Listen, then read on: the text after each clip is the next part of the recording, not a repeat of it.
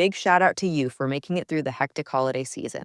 This new year, get clean, quality, pregnancy nutrient support off your to-do list, including Ritual's best-selling Essential Prenatal Multivitamin, designed with 12 traceable key ingredients to support a healthy pregnancy. With big changes coming up, take the small steps now and start today with 30% off a 3-month supply at ritual.com/podcast. These statements have not been evaluated by the Food and Drug Administration. This product is not intended to diagnose, treat, cure, or prevent any disease.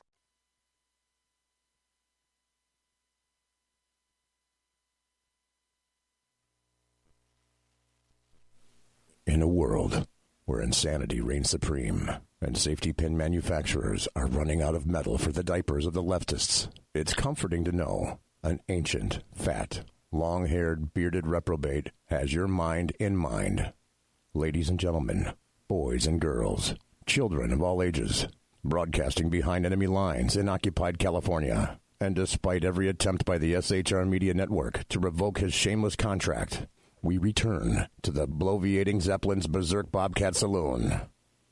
I have come here to chew bubble gum and kick ass, and I'm all out of bubble.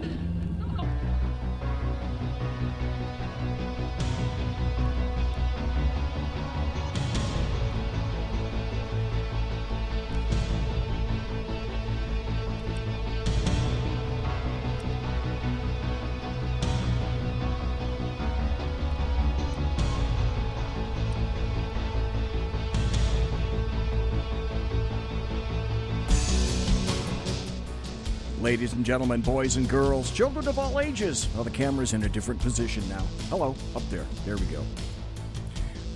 Welcome to the bloviating Zeppelin's Berserk Bobcat Saloon radio show, live and direct from the SHR Media Network studios, where I am broadcasting behind enemy lines in occupied California, 2 miles east of the locus of evil on the entire left coast, the Bill Mill, the Capitol building at 10th and L, downtown Sacramento, California, where at night, after 10 o'clock, where I leave out the door, straight ahead of me right there.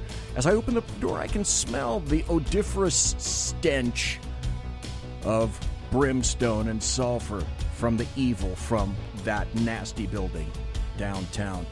I got to tell you this, you got to belly up to the bar. We've kept your seat, and it's great to see you back. Tonight, it is Thursday. It is March 7th, the year of our Lord 2019. And I got to tell you that, let's see, who is, I think, that's right, Snowball is going to be your bartendress tonight. She pours with the best of them, and the lava lamp is, in fact, lighted, except I think you can't see it in the new TV shot, but that's all right, we'll take care of this, because the studio got moved around a little bit, okay? Anyway, she pours with the best of them, the lava lamp is lighted, and I got to tell you this, we don't water our drinks. Just like we don't water our conversation, politics, religion, crime, culture, economics, race, sex, science, law. We talk about it all right here at the saloon. Nothing is sacred. The speech is free, but the booze is not. All that we ask is you flush the damn toilet, jiggle the handle. And don't forget to tip your waitress. Okay? 2 hours tonight. The first hour is with a gentleman that I just met on Twitter. And he is here. This is one of only 2 times that I've been he's only the second person that we've had in the studio. The first one was Matt Sylvie, and most of my guests are from the East Coast. It just kind of works out that way. I don't know why. It just does. But tonight, for the first hour, I have a very unique opportunity to talk to a gentleman that... Well, I just kind of met him on Twitter, and I met him physically about an hour ago. But I have to tell you that it's my clear, distinct pleasure to interview somebody, like I said, live right here in the studio, in the Sacramento SHR Media Studios. Oh, my gosh. Oh, it is? Okay. So, this is nice. Sackhead Sean is just pointing out that, oh, no, you big dummy. If you look in the frame, you can see that the lava lamp is, in fact, lighted right over there. And I should have been looking, and okay, thanks again. Sackhead Sean, that's true. You're right. Anyway, like I said, most of my guests hail from the East Coast, and because this is a late-night wireless show, that means that people generally have to stay up till about 11 o'clock on the East Coast. We're starting at about 8 o'clock here on Pacific, And that's not really conducive to appealing to a lot of the people that happen to be on the East Coast. And always, I would much rather always speak to somebody live than, it's so much nicer to speak to somebody live than it is over the telephone, which is customarily how this happens. Yeah. And it's nice to see that James E. Horn is in the studio with me tonight. He has a CV of great depth and breadth. Jim, you don't know this, but I customarily enjoy embarrassing people with their own CVs. And tonight will be no different because you have one that's extremely extensive. Actually, it would probably be nice, folks, if you could see. There's Jim. Okay. This is from Amazon and a couple of other places. James Horn, right there, one each, is a retired U.S. diplomat who has a deep understanding of Islam based on a decade of counterintelligence and counterterrorism work in Islamic countries. He is a retired American diplomat and a member of various and sundry national security agencies. Mr. Horn happened to hold the highest levels of top security clearances because he worked in intelligence, counterintelligence, counterterrorism, and other related areas. Anyone who has done such work when they want to write a book, and he has written 3, they have to submit manuscripts for review to make sure that state secrets aren't divulged. And his first book was called Experiencing Islam, Becoming Islam Aware. And we'll talk about becoming Islam aware because that's a separate thing in and of itself. And they left, you said, about 99% of it untouched. The book is politically incorrect. You're kind of politically incorrect, so you belong here. Good. I'm happy to be here. With us. Apparently, according to what you said, it's banned from a couple of libraries. Librarians have banned it because it's politically incorrect. It says if the disclaimer for your book, folks, and another reason why I like Mr. Horn is if you have an inferiority complex, before you read the book, check first with your friends, family, politicians, bureaucrats, priests, rabbis, imams, mullahs, and others such as mystics, psychics, favorite entertainers, psychiatrists, and anyone you feel is wiser, smarter, or better than yourself in order to get approval for exposing yourself to its contents. All right. Hey, somebody that writes something like that, I like that a lot. Okay. I'm glad you did. James Horn is a veteran who served one enlistment in the Navy before joining the Foreign Service in the Diplomatic Corps. Yes. You served our nation abroad for a quarter of a century, mostly in third world nations, including 10 years in Islamic nations. You have experienced Islam up close and personal, and you have survived one attack intended to kill you. And you've received numerous threats because you are an American and you serve the American people pretty well. Your Amazon.com webpage says that you are patriotic to a fault. Well, no fault detected here. But you led security teams to North Africa and the Persian Gulf. Hey there. Ritual here to give a big shout out to you for making it through the hectic holiday season. The magic of those family moments, that was you. And now there's new milestones to prep for in 2025. This new year, check clean, quality pregnancy nutrient support off your to-do list with Ritual. We've done the research to create science-backed pregnancy support like our prenatal multivitamin, natal choline, and fertility support, all designed to be taken alongside each other. But don't just take our word for it. They're also third-party tested for microbes and heavy metals and Clean Label Project certified. So whether you're trying, thinking about trying, or already there, we don't have to tell you that prioritizing yourself can be the hardest part. That's why we're helping you get started today with 30% off a 3-month supply for a limited time at ritual.com/podcast. These statements have not been evaluated by the Food and Drug Administration. This product is not intended to diagnose, treat, cure, or prevent any disease. Big shout out to you for making it through the hectic holiday season.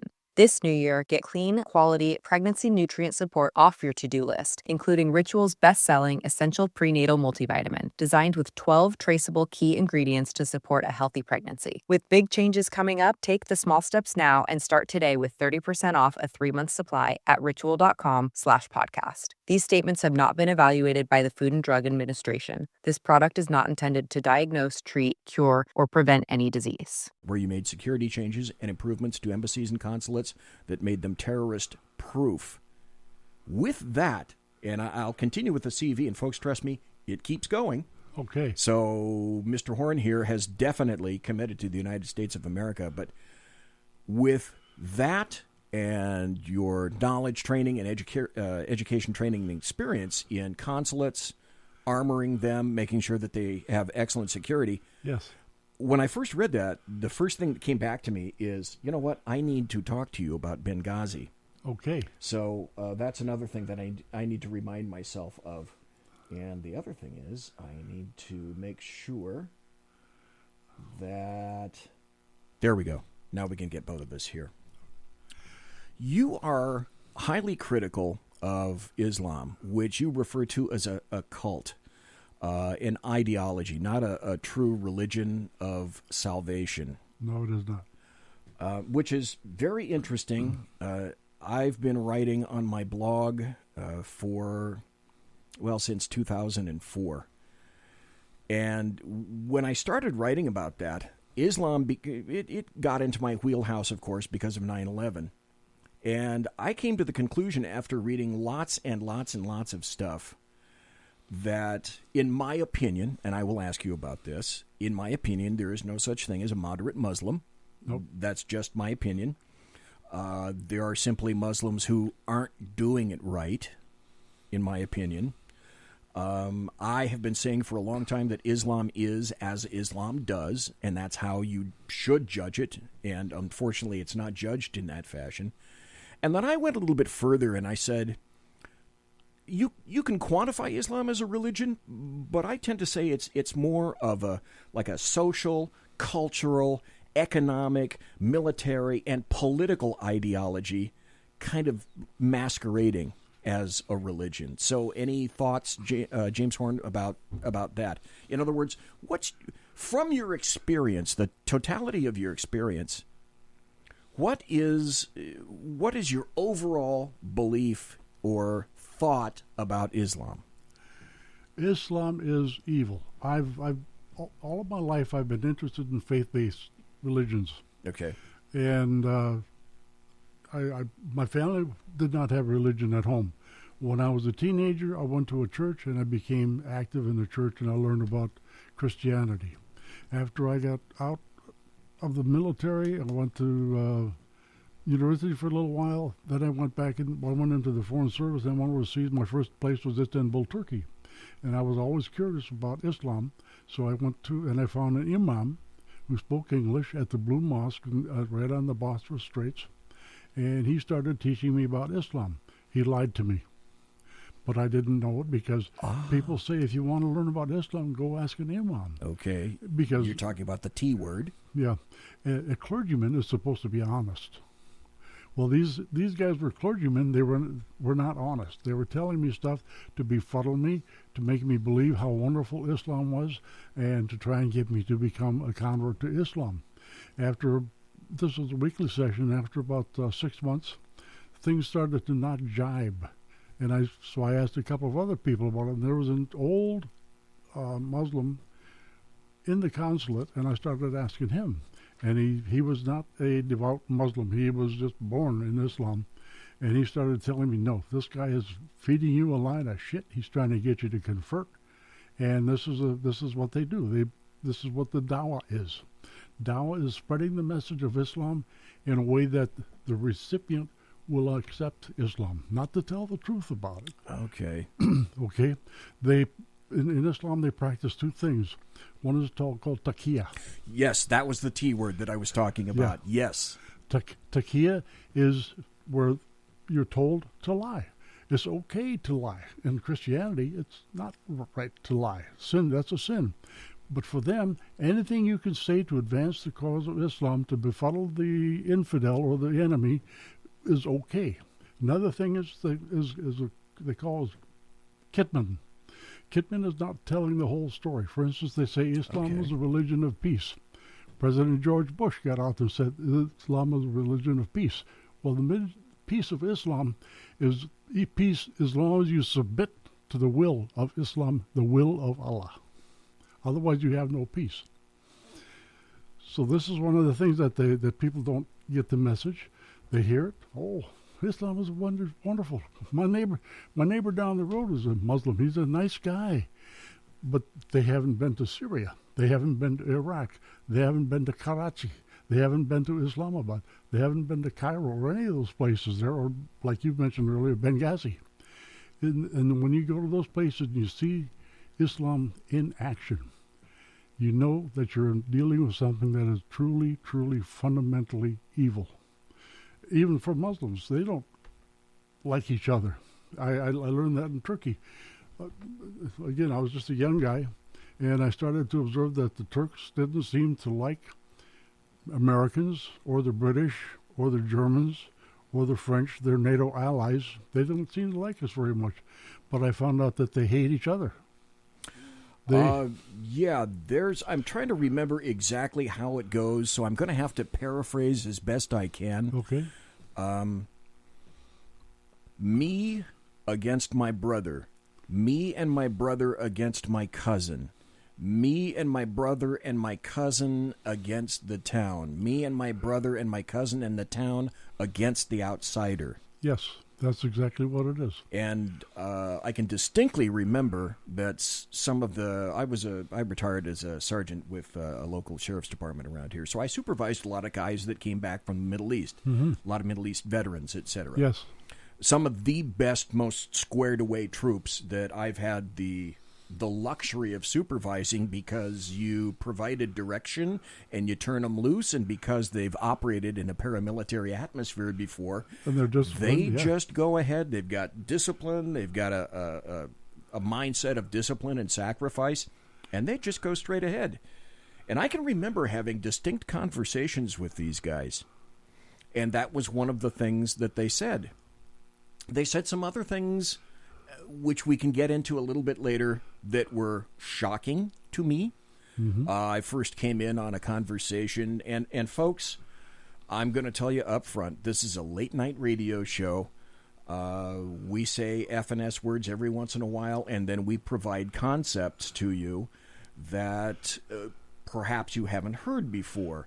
And I was listening, and I'll be frank and up front, to two veterans of the Middle East. One had been... Hey, I'm Ryan Reynolds. Recently, I asked Mint Mobile's legal team if big wireless companies are allowed to raise prices due to inflation. They said yes. And then when I asked if raising prices technically violates those onerous two-year contracts, they said, "What the f*** are you talking about, you insane Hollywood ass?"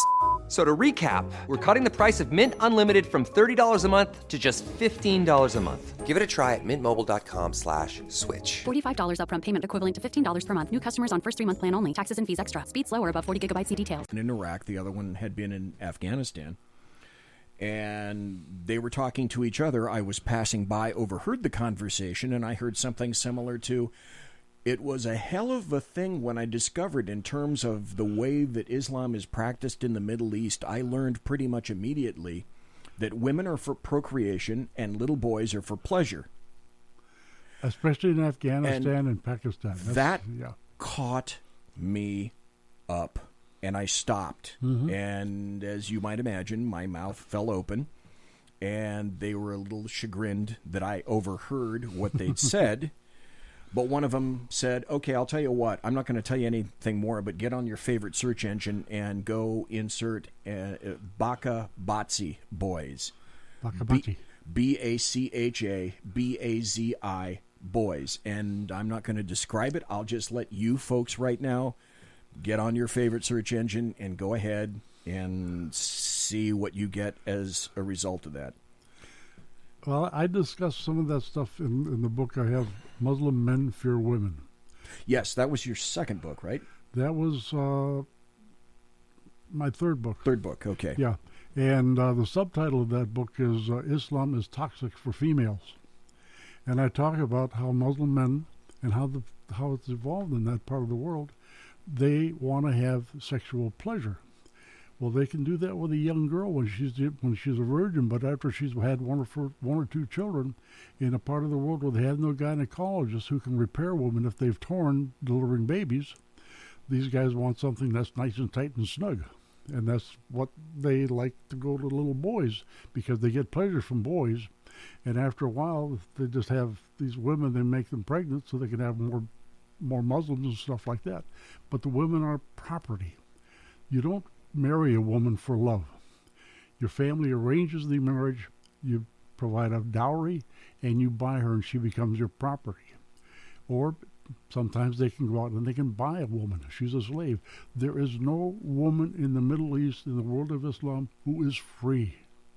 They might pretend to be free. They might have a few liberties and stuff like that, but they are owned, they are controlled, they are documented, and they do what they are told to do by their men. One of the fundamentals of Islam is if a woman does not have her husband's approval, she cannot go to heaven. She must go to hell. And Muhammad said that 80% of women go to hell because they don't please their husbands enough. The woman is taught from the moment she's born that her sole purpose in life is to obey and please the man. They don't have anything else. That's why you get people like Rashida Tlaib. You've got Linda Sarsour. See, that's... Folks, we're talking to James Horn, who is a terror, and I think you were quantified at one time, if I'm not mistaken, correct me, as like one of the top 100 Muslim experts in the United States. Probably, yes. Mm-hmm. We're talking to James Horn, and his requisite training, education, and experience is such that you've worked in terror, counter-terrorism, you worked at consulates, you've done so many jobs, it's not even remotely interesting. So I want to emphasize tonight that Jim is here not because he wants to just arbitrarily say these things about Islam, but he has experienced this up front and personal in front of his very face. So these aren't things that he's making up out of whole cloth. He's done the training, he's done the education, he's got the experience to know what he's saying. But these are unfortunately things that some, perhaps many people, find difficult to understand. People do. About Islam. And you mentioned Linda Sarsour, you mentioned Tlaib. We were talking about there's been a big kerfuffle about Omar, the two newest Muslim women that are in the Congress in D.C. these days. I do not understand the relationship between leftists, males, of course, but more particularly leftist females, because under an Islamic regime, leftists and the things that leftists embrace would be the first people slaughtered, gotten rid of, and the things that they open-hearted, that they embrace themselves, the LGBT community, homosexuality, etc., would be some of the first things that would be completely ridden if Islam becomes the dominant religion, although I use that air quotes, religion. Dominant control system. In the United States. And these are unfortunate, these are, and I can't even say that. I can't say that it's unfortunate that these things need to be said. These are heavy things that a lot of people don't want. I'll just be upfront. People don't want to hear this. They don't want to understand what Islam is. And it's not the nice, furry, little lovely religion. It is a misogynistic religion. It is a male-favored religion. And I do not and cannot understand why any woman on the planet, except one who is brainwashed, well, they're brainwashed from the time they come out of the womb, would even remotely embrace this. Because they're afraid of going to hell, because they're taught very early that hell is very, very real and it's very, very bad, and you're going to be there forever. But in America here, most Americans, and I've experienced this with my own family back in Minnesota, you have their house, they have a job, they have a church, they have the kids in the school. Their whole world is within a 30-mile circle radius. They don't know anything outside of that. They've not experienced anything outside of that. So all they work with in their minds is that little tiny world they live in, and they can't conceive. They can't understand the concept of something like that being that weird, that evil, that nasty, that controlling. In Muslim countries, if you are not a Muslim, you are a dhimmi. And the dhimmi has a contract in order to live. They pay a special jizya tax once a year. They have to give up some of their wealth every year. They have very, very few legal rights. You go to Cairo, or you go to Syria, or you go to any one of those countries, you get in a taxi. The taxi is a Muslim. Because if a Christian is driving that taxi and he has an accident, you're automatically wrong. Automatically wrong. You go to jail. I had a friend in Istanbul. He was driving home from work one day, and he pulled into a left turn lane. The guy behind him thought he was going into that left turn lane to pass everybody, because that's what they do. Me first, me first, me first. And when my friend stopped, this Mercedes piled into him, destroyed his car. They went to court because of the accident. The Mercedes was badly damaged. My friend's car was destroyed. And the judge sat there and said, okay, you, Mr. Brown, you are going to pay 90% of the damage for his car, and you're going to pay for all of your car. And they said, what do you mean pay for this guy's car? He ran into me. Wow, but you're an American. You're black. You're a Christian. You don't have any rights. That was it. And that's the way it works in a Muslim court. If you're not a Muslim, you don't have the rights, and they're going to punish you for not being, for being there. So you're not going to get a Christian driver in Cairo. You're not going to get a Christian driver in Karachi. It's just not going to happen that way, because if a Muslim slams into another Muslim, they have to deal with each other. But always, if you ever go to those places and you take a taxi, have the money, the fee in your hand. So if they hit somebody or somebody hits them, you throw the money on the front seat, you get out of the car and get the hell out of there. Otherwise, you're going to be in trouble, because you're going to be responsible because you hired that car, and he wouldn't have been there if you hadn't have told him to go there. Okay. Important safety tip for everybody. Yes. Folks, yes. We're talking to James Horn. He is a terror and Muslim expert, or an expert on Islam, I should say. And I have been remiss in not saying welcome and chat to the Alaskan, Mary Brockman, Robin Duffy, Dave Milner, one viewer, and all the people that are just tuning in on the Redcon One Media Network, courtesy of Big Sarge. I thank you ever so kindly about that. We've got about 4 more minutes, it looks like, before the bottom of the hour break. I want to start back a little bit. Now, I think you said that you were born in Minnesota? I was born in an Army hospital in Kansas during World War II. Oh, okay. All right. But my mother and father split because, well, their marriage was a shotgun marriage anyways. So they split. My mother went back to Minneapolis, and that's where I grew up. And I got out of high school when I was 17, and the next day I joined the Navy. I was very happy to get away from that, and by going in the Navy, I discovered that the whole world didn't turn to ice in October. Instead, they wait until April. So I didn't really go back. That's why I'm in Southern California. So you went to the Navy, and after one enlistment. Did you do any sea duty? Oh, yeah. Okay. Well, I didn't do a lot of sea duty. I did overseas duty. I was on 2 different ships for different purposes. My first ship was home ported in Brooklyn, okay, and I was decommissioned after one trip over to the Europe and back. Wow. And then later on, I was on another ship during the Cuban blockade.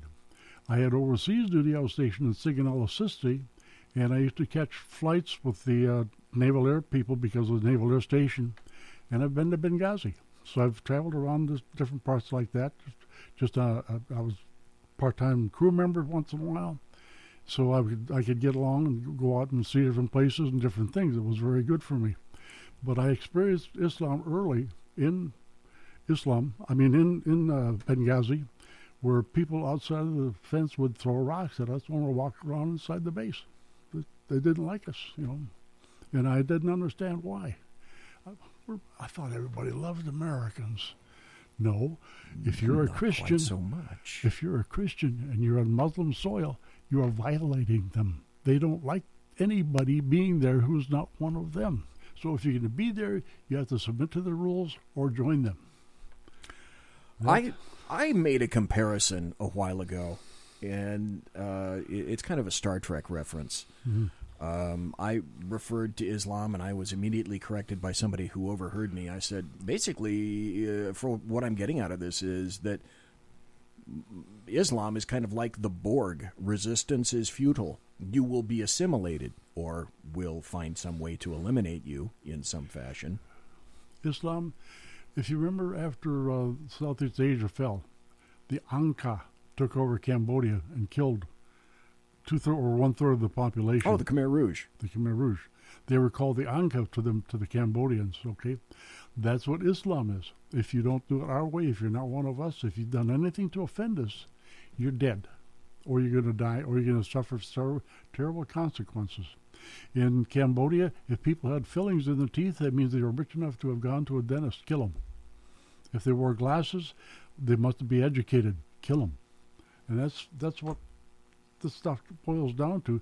If anybody's read George Orwell's 1984. Oh, yes. I bought copies of 1984 for the two owners of SHR. Yeah. Because I've read that for years. I just bought one and sent it to my grandson, because this is something that I was subjected to when I was in, I think, 8th or 9th grade in school. I had a teacher who had been a POW in Korea. So he had some very, very strong feelings about communism and about socialism and stuff like that. So he had us kids read that book and give reports on it. And I read that book and I was just amazed, because I had no idea that things like that could be happening. And we look around now, it's happening. It's happening especially in China, where people have a social social report card. A social rating scale, if you will. Yeah, if you've annoyed somebody or done something right, you can't get on a bus, you can't get on a train, you can't go here, you can't do that, you can't shop here. I mean, it's all these controls, and you've got to comply or you suffer a consequence. And that's why they're turning all of China into a bunch of little trolls. They're going to go around doing exactly what is expected of them, because if they do anything unexpected, they're going to be in trouble. Well, everyone keeps telling us that China is such a wonderful, accepting country. Look at Hong Kong. Folks, I want to get back to 1984 and Eric Arthur Blair, who was, George Orwell was the pen name of Eric Arthur Blair. And the book, if I'm not mistaken, was written in 1947. 1948. 48? Okay. He reversed the years. Damn. And I was close. Anyway, the things that he wrote about in 1984 is stuff that's occurring right now. And that's actually very frightening. Folks, you're listening to James Horn. I'm BZ, the Bloviating Zeppelin. This is the Bloviating Zeppelin's Berserk Bobcat Saloon radio show, live and direct from the SHR Media studios, where I am broadcasting behind enemy lines in occupied California. We're going to be right back after this. Conservative media done right. You're listening to the SHR Media Network. Hey, this is Michael Wright. And I'm Shannon Wright. Join us for The Right Way with Shannon and Mike, Monday through Thursday from 7 to 9 a.m. right here on SHR Media. Why are they joining us? For fun things like sports, politics. Oh, maybe some news and entertainment? And all kinds of other things. Money and recipes and events, all kinds of stuff. Yeah, so join us Monday through Thursday, 7 to 9 a.m. here on shrmedia.com.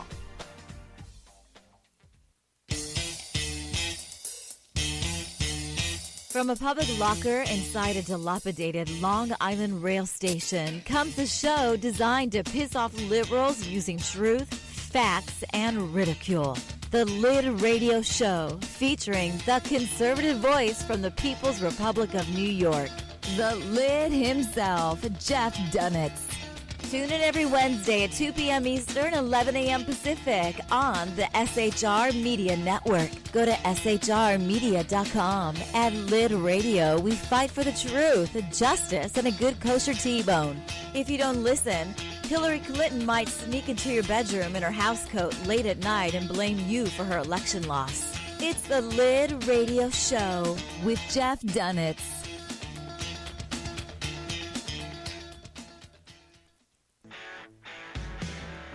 Hey girls, Carry Girl Gear is here. More and more women every day are concealed carrying, participating in competitive shooting, and getting firearms training.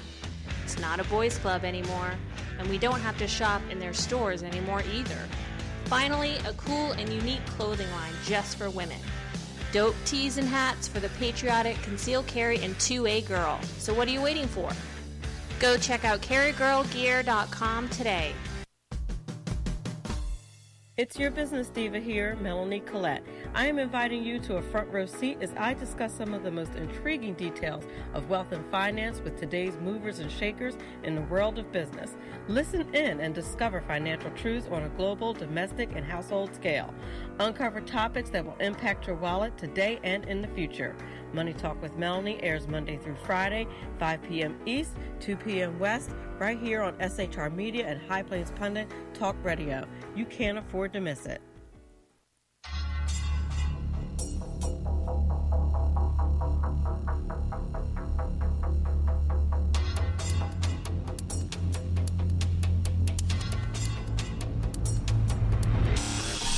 New show on the SHR Media Network, Sackheads Against Tyranny.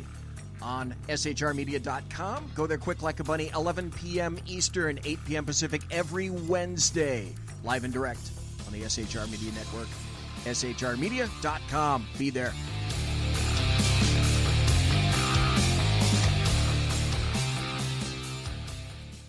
For 50 years, I've seen the American people blinded by corrupt politicians, a lapdog media, and deceptive Islam. The one thing the elites fear is one man with a cane. I'm Dave Milner. Join me through Spreaker, iTunes, and SoundCloud, through SHR Media and the Western Free Radio Network, for half a century of experienced perspective on political and social issues, weekly on The Unpleasant Blind Guy. And catch me on Jeff Mitchell's EDL Radio on blogtalkradio.com. There's no surrender, ever. Because truth is not always pleasant. Broadcasting behind enemy lines in occupied California, a mere 2 miles from the state capital, the bloviating Zeppelin's Berserk Bobcat Saloon radio show can be heard every Tuesday and Thursday night at 8 p.m. Pacific and 11 p.m. Eastern, only on the SHR Media Network. Go to shrmedia.com to listen. You can also watch on the SHR Media Facebook page and the SHR Media YouTube channel. No goldfish were abused in the making of this ad. Conservative media done right. You're listening to the SHR Media Network. Ladies and gentlemen, boys and girls, children of all ages, welcome back to the bloviating Zeppelin's Berserk Bobcat Saloon radio show, where I am broadcasting behind enemy lines in occupied California. Tonight, for the first hour, I have the pleasure of speaking to Mr. James Horn, who is an expert on Islam, terror, has a ton of experience with regard to the U.S. government, and there's so many things that I want to ask you about, and of course, there's so little time. Before the break, we were talking about 1984, about the book 1984, and during the break, let me see if I can go back to this here. Come on, be kind. There we go. During the break, we were talking about the book 1984. I said it was written in 1947. You corrected me. It was 1948 by George Orwell. But it was absolutely prescient when it was written at its time. And I indicated that I gave a couple of copies to the owners of SHR here, and that I submit that it's every bit as applicable now, even more so than it was then. Yes. Because of all the what we're seeing is 1984 unfolding right in front of our faces. When I read the book about 1956, it was like a forecast of the future, and it was to me it was science fiction. But it was my first experience with what you might call science fiction, and it scared me because the teacher that had me read it was so prescient about socialism and the type of future that was in store for us. He wanted us to be aware of it so we could work to avoid it or to understand it when it started happening. And it's happening now. And it is incredible because it was so accurate. The things that he talked about in 1948 that were unimaginable, even to me in 1956, I was thinking, how can you have a TV set that's going to monitor you? Well, we've got them now. Smart TVs. We have almost everything, the Internet of Things now, that are designed to monitor us in every way, shape, manner, and form. Oh yeah, we each have a cell phone in our pocket. We can't move 3 feet that the cell phone's not tracking our every movement. I have people that I meet with that I talk about Islam, and we do things that the Muslims don't like very much. We don't use iPhones. We use cell phones that you can open up and remove the battery. Oh, that's an excellent point, because iPhones are proprietary, and you cannot change an iPhone battery yourself. It has to be done by an Apple technician, correct? Mm-hmm. It's a real tricky thing to do. But with my Samsung, I can open up, take the battery out, and we can have our conversation, and nobody's going to listen to it. And then we put our battery back in and go on about our way. Or if I want to go someplace and I don't want to be tracked, I take the battery out of my cell phone. Yep. And I drive over there, and I park, and I do my thing, and then I come home, put the battery back in. Yep. So nobody's been able to track me. This is the type of privacy that is important to me, because Well, I'm it's- doing things that the Muslims don't like at all. It's the length that you have to go to now Mhm. in order to retain something that was so common, I don't know, 10, 15, 20 years ago. Yeah, yeah. We were used to privacy. There's almost no damn thing like that anymore. Not anymore. I have a cut that I'd like to play from Colonel Alan West, and he Oh, was yeah. on a panel. I think this was back in 2015, and Colonel Alan West, if I'm not mistaken, I think he ran for president for a while. He was in Congress, and he was also in Congress Then in he voted Florida. up, Then he toyed around and he thought about running for president, but he couldn't get the traction he needed.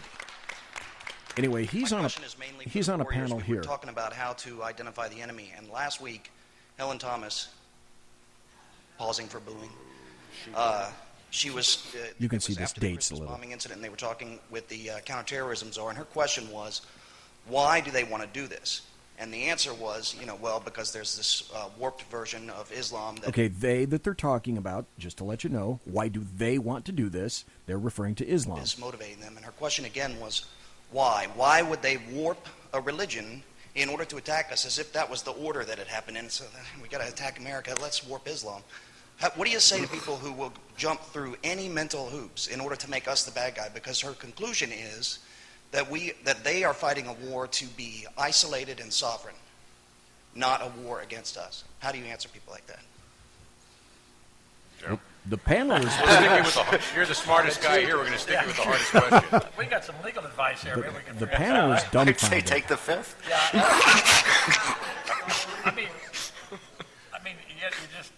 they just have to increase their understanding of what's going on. I mean, they don't understand the foundation of what's going on, so they need to increase their reading. Sure, They need but to do people that. like Helen Thomas drive the debate that other people see every day on TV. How do you answer them? How do you explain to them why she's wrong? Hopefully, there are other voices out there that are rational. And, Alan West they is can about to explain chime it in, ways and it's Yeah. exquisite. Let me say this. Here we go. And this This is I Alan don't care West. about being popular, whatever. The first thing you got to do is you got to study and understand who you're up against. And you must realize that this is not a religion that you're fighting against. You're fighting against a theopolitical belief system and Thank construct. You're fighting against something that's been doing this thing since 622 AD, 7th century, 1,388 years. You want to dig up Charles Martel and ask him why he was fighting the Muslim army at the Battle of Tours in 732. You want to ask the Venetian fleet at Lepanto why they were fighting a Muslim fleet in 1571. You want to ask the Christian, the Germanic and Austrian knights why they were fighting at the gates of Vienna in 1683. You want to ask people what happened at Constantinople and why today is called Istanbul, because they lost that fight in 1453. You need to get into the Quran. You need to understand their precepts. You need to read the Surah. You need to read the Hadiths. And then you can really understand this is not a perversion. They are doing exactly what this book says. Yeah. But all right, and I want to close by saying this, and I think that we have said this all through this morning so far. Until you get principled leadership in the United States of America that is willing to say that, we will continue to chase our tail, because we will never clearly define who this enemy is and then understand their goals and objectives, which is on any jihadist website, and then come up with the right and proper goals and objectives to not only secure our republic, but to secure Western civilization. Thank you. That was exquisite. I can't think of any better summary, and that's why I wanted to play it tonight. This is the kind of stuff that he said off the top of his head. He has been dealing with Muslims since he was in Iraq in the first Iraq War. And he got cashiered because he did something to protect his troops. He had a Muslim that he was interrogating, looking for a couple of missing soldiers, and the guy was being belligerent. Alan West took out his .40 and he fired off a round into the chair between this guy's legs. He sat up and he sang to Alan West. Alan West was able to save his troops, but he got cashiered because he tortured a prisoner. That's bullshit. This is what we are, our own worst enemies. I have friends who went to Vietnam and did not come home because they were told by a stupid politician someplace or some bureaucrat with the CIA that you can't do this, that you can't do that. If you're shot at from this side of the road at night, you can't shoot back. Only in the daytime can you shoot back, et cetera, et cetera, et cetera. And they killed American soldiers. We've had American soldiers dying in Iraq. We had American soldiers dying in Afghanistan because they've had politically correct people telling them how to do stuff that didn't know their asses from a hole in the ground, and that's why we've lost so many people. I'm very happy that we got the hell out of Iraq. I was very unhappy that we put soldiers into Afghanistan and we still have them there. Went to my next question, but go ahead and finish your thought, please. We've got people dying for what? They're not the Afghanis. Afghanistan is something that is impossible to deal with. The British were there for 160 years trying to bring some semblance of civilization to the Afghanis. They left after 160 years with their asses in a basket. And the Russians. And the Russians went in with 500,000 men for 20 years, and they lost their asses on a silver platter when they left. Now we're in there with a couple thousand. We think we're going to make something happen? No, we're there to... We put the soldiers in there to be targets for the Afghan gunmen. And that's the only thing we're getting out of it, because these people have two things that are modern. The buttons on their shirts and their AK-47s.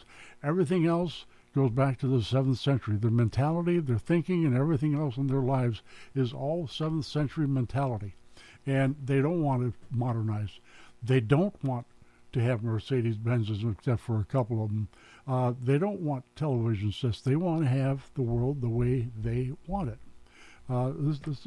This is what Afghanistan is. It's a primitive, primordial group of people that don't want to do anything. And I've written in one of my books, the only way you could ever tame Afghanistan would be one to go in there and defoliate the entire country.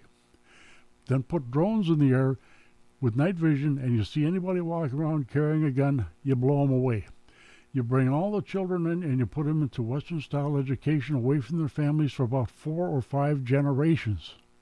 Then you might start getting through to them. Other than that, you're beating your head against the wall. This is what I think it kind of gets down to, because I've been asked this question. I should imagine that you've probably been asked this question. I know a lot of people have. And that is, well, wait a minute. We need to be over there in the Middle East to make sure that all of the things that are happening there don't happen over here? Isn't that why we're fighting in Syria? Isn't that why we're in Iraq? Isn't that why we're in Afghanistan? Isn't that why we have an interest in Iran? So a lot of people are saying, okay, well, wait, we should come back. And the first thing I hear in reply to that is, no, we want to stave it off there so it doesn't come over here. We have to do things to stave it off over here, but it's already here. Okay, beautiful. Stop. That's the perfect point, and I think that's the time that I need to play this. I just found this on Twitter, and as I told you during the break, this is a man that I believe is on the outskirts of Minneapolis. And when he names the area, he does name the area. You'll probably have a better idea of where he is. But I want you to listen, folks. I want you to listen to the guy. And by the way, I'm talking to James Horn, who's an Islam expert and also an expert on terror. Listen to this, and I'd like your reaction after I get through. This is about a 2-minute, 12-second cut. You know, they say that ministers and rabbis and Catholic priests, they shouldn't get involved in politics. I think that this is a time we should speak up. I'm here today because West Virginia is $784 million in debt. Oh, West Virginia. Absolute debt.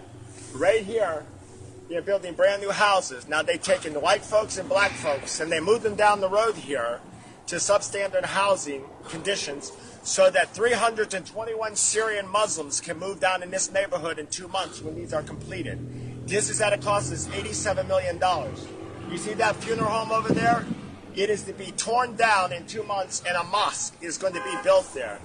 In 6 months, this place is going to be a Sharia zone, meaning no non-Christians can walk down here except Muslims.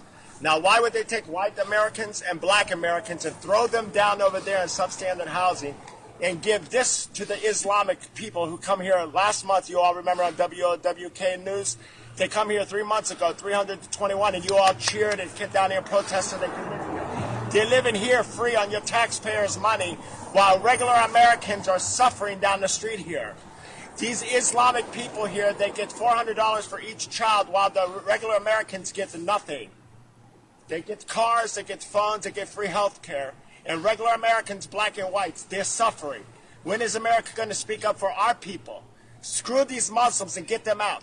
This is where your money is, West Virginia. $87 million of your tax money is right here while your own people are suffering. You want to raise taxes on cigarettes at $1 a pack. Meanwhile, everybody going to Kentucky and making Kentucky very wealthy people. You want to raise taxes on gasoline. Everybody going across the border to get it. You politicians, you need to speak up. You need to say, no, we're not having this. We have Americans suffering in this country right now. Here's your proof. 87 million West Virginia taxpaying dollars is going to Islamic refugees right here. Let me stop that right now, because what we're hearing, obviously, James Horn, is a bitter, ugly, racist, Islamophobic, terrible, evil white man who's blathering about the poor Muslims who are poor refugees from Somalia that have come into West Virginia, and we need to account for these poor people. I mean, isn't that who that guy is? Those are Syrians in West Virginia. They're Somalis in Minneapolis. Okay. But they feel that they have a right to make us support them. That is what the contract of the dhimmi is.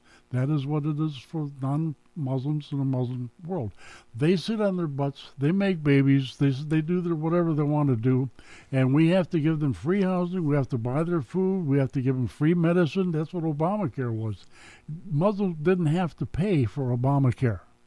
Okay, because the white man is going to pay for the people who work and honest people earn a living. We're going to charge for all that stuff, and this is what they want to do. It's happened in Germany. Germans are getting kicked out of homes they've lived in for 20 years, 25 years, 50 years, so that they can put Muslims into their homes, and these Germans are being shoved into shitty little apartments made out of plywood and plastic. And it's happening all over Europe. They're doing it here. This is what the Muslims think they have a right to do to us. And a lot of our politicians agree with that because their politicians have got their hands out. For instance, the Saudis alone have a $20 billion budget in Washington, D.C. to pay off politicians. They hire the K Street lobbyists, and the K Street lobbyists go out and they go to the congressmen, they go to the senators. They don't identify themselves as working for the Saudis. They say, my client has an interest in this happening, and this is what we would like you to do. By the way, would you like another $600,000 for your next campaign? Here's my checkbook. And this is these whores in politics sell out to this stuff. And it's not only happening in Washington, D.C. It's happening right here in Sacramento. It's happening in the counties all over the place. It certainly is. In the area I lived in before, Temecula, they came in about 15 years ago, and they wanted to build a 44,000 square foot mosque in a community that had about 60 Muslims. Go figure. They're going to build that mosque, and they're going to bring in thousands and thousands of members, and they're going to take over that city. I worked really, really hard, and I was very, very successful because that 44,000 square foot mosque was not built. We had a city council meeting that went on until 4 o'clock in the morning. I was being confronted by Muslims from the Council on American Islamic Relations, the Muslim Students Association, and stuff like that. But we dealt with it, and it made it so uncomfortable for the city council members because I was asking, how much did you get paid for this? And they didn't want to.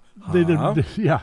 So they finally said, okay, you can have a mosque, but you can only have 4,000 square feet, not 44,000 square feet. And you can have some covenants and conditions that you have to adhere to. And they laid it on to the Muslims. The Muslims went out. They started building this mosque. They were using construction equipment that was outlawed in California because of the air quality management stuff. It's the first time I liked EPA because we were going to call them in. And they went to the site and they said, that bulldozer there, not often, we're shutting you down until that bulldozer's out of the state. So they did that kind of stuff. And the Muslims got their mosque, but they are very, very unhappy with me because of what I did to do that. This is what we have to do all over the country. I have worked with people in Philadelphia. I've worked with people in New Jersey. I've worked with people in Minnesota and given them pointers and stuff like that on how they can thwart Moscow. And they've been successful in some instances. In some instances, they weren't, because the city council people already had their pockets padded well with Muslim money. And that's the way they do it. Muslims are corrupt. They buy. They pay. They're willing to pay for what they want if they can do it for the long-term gain of winning over us, because that's what Muhammad wants them to do. You use your wealth, you use your skill, you use everything you can to conquer the infidel. And we are the infidels, and we are the main target. If the United States falls, the world falls. Bingo. Okay. Wait, that deserves this. That's what I've said for quite some time. Yeah. America is an extremely unique experiment. It's the last best hope of the rest of the planet. Now, we'll get to some of the Congress critters that just recently got installed in D.C., because now, of course, the moment that they are installed, now there's a big kerfuffle about them being anti-Semites. Oh, no, I'm sorry, that there's no history of Islam being anti-Semitic at all. So, obviously, it must be a white Anglo-Islamophobe like me that's pointing these things out. But before we go, let's see, we got about 6 more minutes before the end of the first hour here. I want to emphasize this to everybody that's watching right now. This is James Horn, James E. Horn. He has written 3 books that I see right here. You can go to Amazon.com or your favorite bookseller. You don't have to go to Amazon, but I'm looking at the page right here. For my website. You can get them through your website? www.jameshorn, Okay. And it shows my books. It shows my blog. It's got a couple video clips in there. If somebody wants to have me come and speak, I'm very, very ready, willing, and able. So there's a lot of information there. One of the things I have to point out that I put in the forward of all of my books, or in the end of one of the books, but it's a glossary of Muslim Islamic terms. And okay. It lists about 60 words and gives what their meaning is.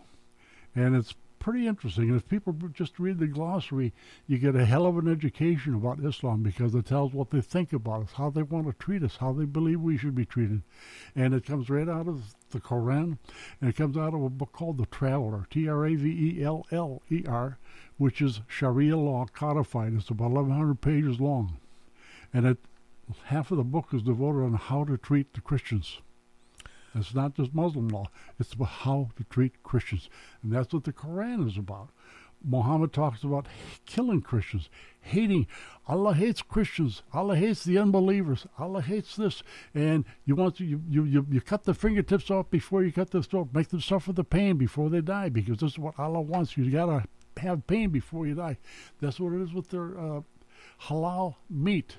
You go to a butcher shop, they have halal meat that's killed in accordance with the laws of Islam. How is it killed in accordance with the laws of Islam? They don't stun the animal. They don't shoot in the brain. They cut its throat slowly, so it struggles and it suffers in panic and pain before it dies. That's the good way of killing an animal. As well we know. Now, the books that I want to emphasize to people, and the folks that are listening live in chat right now on Redcon One Media and the SHR Media Network, there's a book that you can get from jamesehorn.com called Muslim Men Fear Women. Islam is Toxic for Females. We talked about that earlier in the first half hour. Another book written by James E. Horn, Experiencing Islam, Becoming Islam Aware. The other one, Islam in the Workplace by James Horn. About 3, let's see, we got about 3 minutes left, and I think this probably would be a good wrap-up question. What does Islam aware mean? Being Islam aware is understanding the true meaning of Islam and what the goals Islam has for you, what their objective is for you, what the objective is with an American caliphate. What will happen to the American people in an American caliphate? Will your 14-year-old daughters be peeled off the street and raped for a week or 2 weeks and then sold off into slavery, or just cast into an ash heap? That's what they do in those countries, okay? A Christian woman can't leave her home in Cairo if she's an attractive young female, because she'll be kidnapped and used as a sex toy until she's worn out, and then they'll throw her away. That's what they'll do here. That's what they're probably doing, but our authorities won't report these rapes. They won't report these disappearances. That's occurring in Europe, right? That's already occurring in Europe? Yeah. All those things? Yeah. One of the things they like, years ago, they would come over here and meet young women in colleges and marry them, bring them back to the home country. In 1979, when the Shah was thrown out of Iran, there were 30,000 American and European women in Iran. And when everything go to hell and Islam started taking over, these women wanted to leave. About 10,000 got out. 20,000 have never been heard from. Think about what happened to those women who wanted to leave that terrible situation that was evolving around them, that was enslaving them, and they couldn't get away. They were either killed off, or they were sold into slavery, or whatever, but their families never heard from them again. Can you imagine what that would be like here in the United States? If your child is walking down the street and disappears, where is that baby? Where is my daughter? Where is my child? You never know, because she's gone. And you don't know where she's gone, but it's not to a very pleasant situation or a very pleasant lifestyle. And that's what they want to do here. It's all about controlling the women and controlling the non-Muslims. And by controlling the non-Muslims, by hurting us, by hurting our children, we are afraid to do anything against them. This is what so many people are so stupid and silly about. We have to stand up and push back. I've done it in different places. We don't have time to talk about it here. But you don't have to get out there and be forceful about it. But you have to teach people. You have to educate people. I have a program, and I've talked about it, about how to educate high school kids about Islam. And it works very, very, very well. And it doesn't teach the kids unless the kids teach themselves. It's a very simple thing, but we don't have time to talk about the details. Let me throw this out here if I can. Folks, we've been talking to James E. Horn. Go to jamesehorn.com. You can find him on Twitter. I think it's NYJim. NYAND. AND Jim on Twitter. I'm not sure. And you're Jim Horn on Facebook. Jim Horn on Facebook. Jim Horn on Twitter, too, I think. But also, mostly, jamesehorn.com, because that's where you can go to find his blog, his writings, and also where you can go to get a copy of his book. So, I always say this to all my guests, but I really mean this with regard to you. Number one, thank you for being here tonight. Okay. I really appreciate that you happen to live on the West Coast, because it makes it easy instead of being on the West or the East Coast. And the second thing is, I always offer it, but particularly with regard to you, I would love to have you back. As I said, I have 11 pages of questions for you. There are so many questions unanswered that I didn't even get to pose. I would love to have you back, if I can, even as a kind of a recurring or a semi-recurring guest, because this all changes. The stories change by the week. Islam is here, obviously.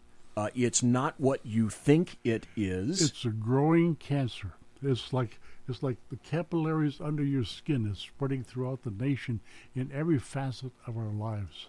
And it's very, very subtle, it's very evil, and it's happening. And people are sticking their heads in the sand. They don't want to talk about it. Yeah.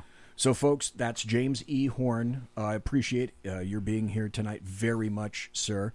We're going to be right back after this. There'll be some happy stories. There'll be some news articles and whatnot. And I think I have some audio cuts for you as well. You're listening to the Bloviating Zeppelin's Berserk Bobcat Saloon radio show, live and direct right here on the SHR Media Network. Don't go anywhere. We'll be right back. Won't I? Come on. Conservative media done right. You're listening to the SHR Media Network. Hey, this is Michael Wright. And I'm Shannon Wright. Join us for The Right Way with Shannon and Mike, Monday through Thursday from 7 to 9 a.m. right here on SHR Media. Why are they joining us? For fun things like sports, politics, Oh, maybe some news and entertainment? And all kinds of other things. Money and recipes and events, all kinds of stuff. Yeah, so join us Monday through Thursday, 7 to 9 a.m. here on SHRmedia.com.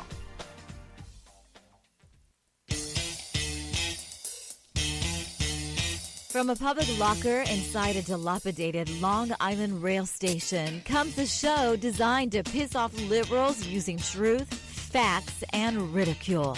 The Lid Radio Show, featuring the conservative voice from the People's Republic of New York, the Lid himself, Jeff Dunitz.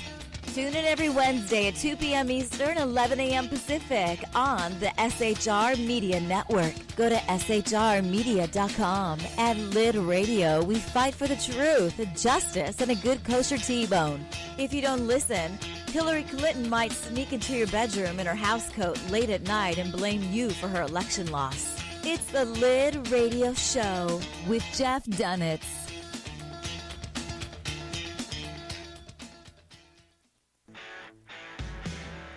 Hey girls, Carry Girl Gear is here. More and more women every day are concealed carrying, participating in competitive shooting, and getting firearms training.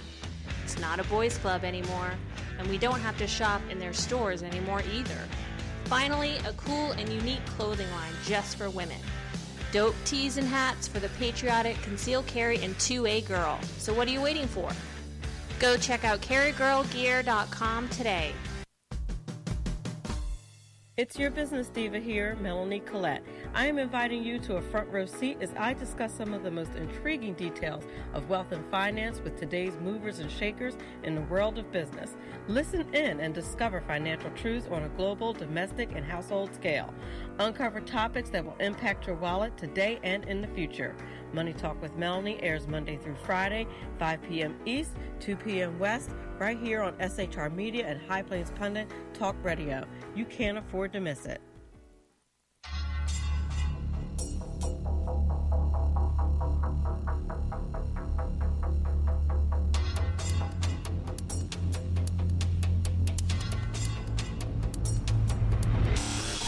The new show on the SHR Media Network, Sackheads Against Tyranny.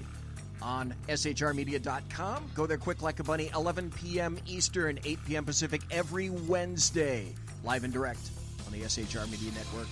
shrmedia.com. Be there.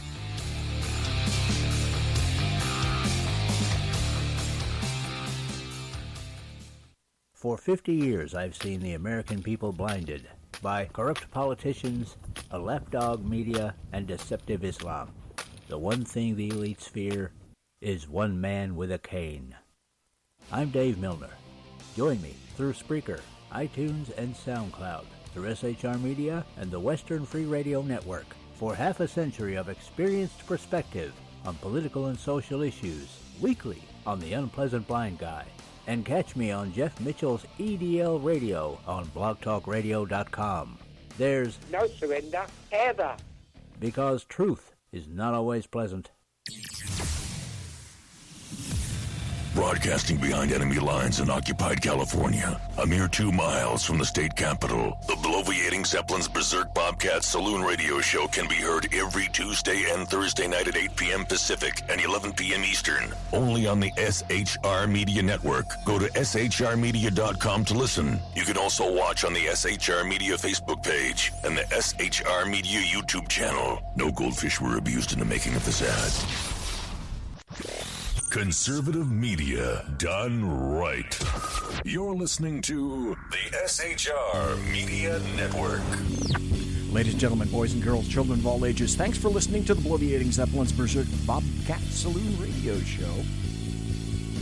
Live and direct right here from the sumptuous and palatial SHR Media Network studios, where I am broadcasting behind enemy lines in occupied California, 2 miles east of the Bill Mill, the belly of the beast, the evil building, the Capitol building in Sacramento, California at 10th and L Street, where On any given night now, you can be privy to all sorts of riots. You can be privy to riots on Folsom Boulevard. You can be privy to riots in front of City Hall. You can be privy to riots in front of the DA's office. You can be privy to riots in front of the Capitol building itself. Woohoo! Sacramento, California. All the comforts of home and then some.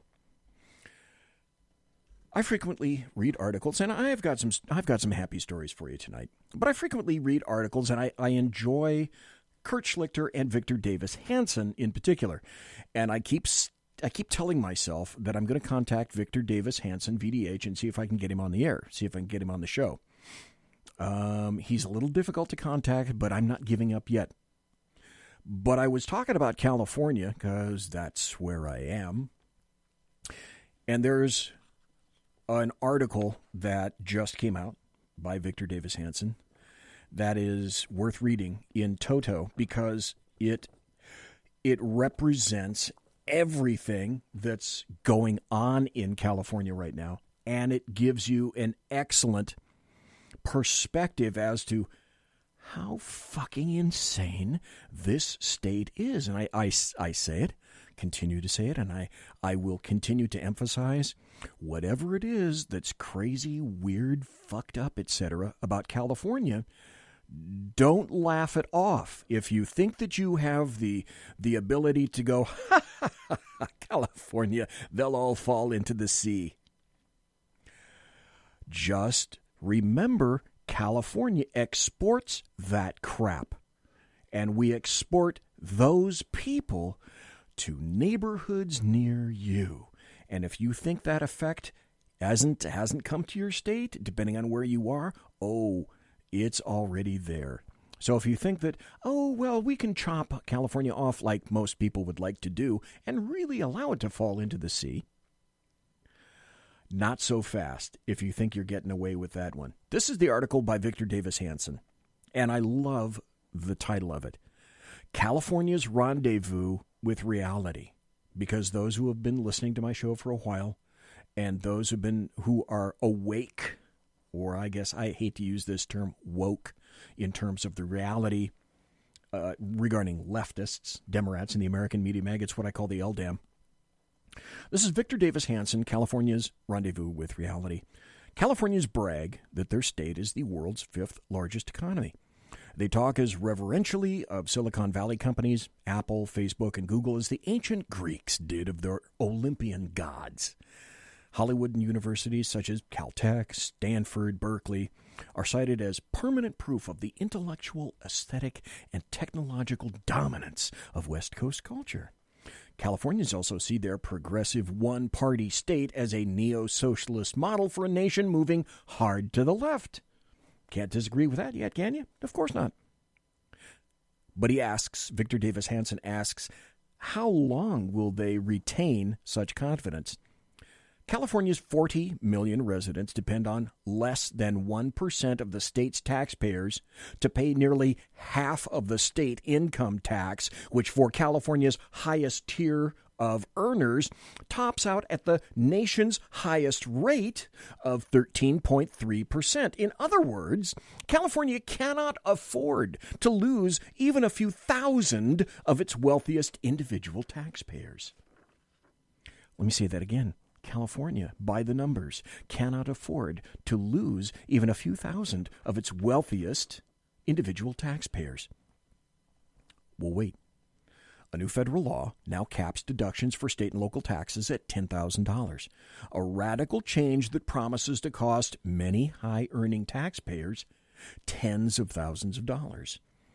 If even a few thousand of the state's 1% flee to nearby no-tax states like Nevada, right next door, or Texas, the governors of which have come into California, by the way, this is BZ getting on a little bit of a pedestal at this point, and lobbying for businesses in California to eschew and shed California and come to Texas, because that's happened. California could face a devastating shortfall in annual income. Wait, didn't Jerry Brown, the last governor, just tell us that, oh my God, we have an excess of money here in the state of California. Question, for how long? During the 2011 to 2016 California drought, politicians and experts claimed that global warming had permanently altered the climate and that snow and rain would become increasingly rare in California. So, as a result, long-planned, low-elevation reservoirs designed to store water during exceptionally wet years were considered all but useless, and they were never built. Then, in 2016 and 2017, California received record snow and rainfall, and the windfall of millions of acre-feet of runoff was mostly let out to the sea. Nothing since has been learned. California has been again experiencing late 2018, early 2019, January, February, now in March. We have been experiencing here in California rain and cold that could approach seasonal records. We are 145% of snowpack right now. That's great news. The state has been soaked by some 18 trillion gallons of rain in February alone. Why do I have a fucking problem with saying that word? I can't say February. Okay. California received record snow and rainfall, and the windfall of millions of acre-feet in runoff was mostly let out to the sea. California has been soaked by some 18 trillion gallons of rain. 18 trillion gallons of rain. So what did we do with it? With still no effect or no effort to expand California's water storage capacity, millions of acre-feet of runoff are once again cascading out to sea, and may be sorely missed next year, because what do we know about California? It will always, in some form or another, come back cyclically to a drought, because that has historically what has happened for literally hundreds of years in California. Southern California is a desert. Let me clue you in. Okay, I'm ad-libbing. Victor Davis Hanson didn't write all of this. Southern California is a desert. Water is a topic for another day in California. It may not be that big an issue where you are, but in California, oh my God, the backstabbing that has occurred basically since the Mulhollands moved into Southern California in the 20s and 30s and began to create dams and reservoirs, etc. Victor Davis Hanson continues to write, the inability to build reservoirs is especially tragic given that the state's high-speed rail project has gobbled up more than $5 billion in funds without a single foot of track laid. The total cost soared from an original $40 billion promise to a projected $77 billion. But hey, what's a couple of $1 billion here and there? It almost doubled. To his credit, newly elected Governor Gavin Newsom, fearing a budget catastrophe, canceled the statewide project while allowing a few miles of the quarter-built Central Valley track to nowhere to be finished. Because everybody knows that people are dying in California. People are dying to come from all across the United States to get on a train, which is not going to be high speed, by the way, because the rail that they have is not that kind of rail. And I know that even if you're in another state, you're dying to take a train, aren't you, from the massive bastions and beautiful cities of Merced to Bakersfield. Because that's some of the most beautiful land there is in California, right? Wouldn't you like? Yeah. Okay, for years, high-speed rail drained the state budget of transportation funds that might have easily updated nightmarish stretches of the Central Valley's Highway 99, or ensured that the nearby ossified Amtrak line became an actual modern two-track line. California politicians vie with each other to prove their open borders bona fides in an effort to appeal to the estimated 27% of Californians. 27%, over a quarter of Californians were not born in the United States. Over a quarter of the Californians, 27%, were not born in the United States. But the health, education, and legal costs associated with massive illegal immigration are squeezing the budget. Imagine that. That was totally unforeseen. These are unforeseeable consequences, right? About a third of the California budget goes to the state's Medicare program, Medi-Cal. Half the state's births are funded by Medi-Cal. And in nearly a third of those state-funded births, the mother is an undocumented immigrant. But people tell us, BZ, this is BZ, pontificating, but people tell us that's immaterial.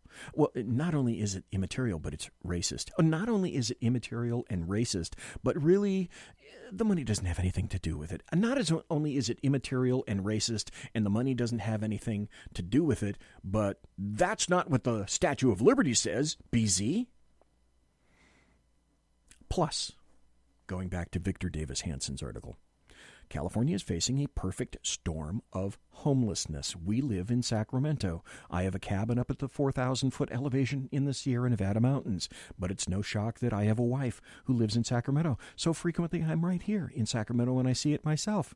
California is, in fact, facing a perfect storm of homelessness. Its labyrinth of zoning and building regulations discourages low-cost housing. Its generous welfare benefits, non-enforcement of vagrancy and public health laws, and it's, hey, you got to admit, it's got a nice moderate climate, right? Draw in the homeless. Nearly listen, and I'm sure at this point you're probably thinking, you're going, oh yeah, I can't wait to hear this. Yeah, yay, California. Nearly 1/3 of the nation's welfare recipients live in California, and nearly 1 in 5, happy days, live below the poverty line. The result is that tens of thousands of people live on the streets and sidewalks of the state's major cities where primeval diseases such as typhus have reappeared. Yay, socialism. Yay, California. Yay, wide open arms, come one, come all. California's progressive government seems clueless how to deal with these issues, given that solutions such as low-cost housing and strict enforcement of health codes are seen as either too expensive or politically correct. I'm going to stop Victor Davis Hanson's article here just for a moment, and I believe I mentioned this either Tuesday or last week. There's a massive disease outbreak right now in Southern California called END, which is exotic Newcastle disease that the state of California doesn't want you to know about, which is on the cusp of infecting the commercial stocks of chicken. Tyson, Foster Farms, etc., if they have allied farms here or in the Southern California area or areas that border Southern California and other states, they are affected by END, which is the exotic Newcastle disease. It's a disease that chickens and fowl and other birds get. It's transmitted from one bird to another, and the only rectification for that is the elimination of the herd. Now, how did exotic Newcastle disease get to be so big in Southern California? It's very simple. From cockfights. Who fights cocks? Asians, Mexicans.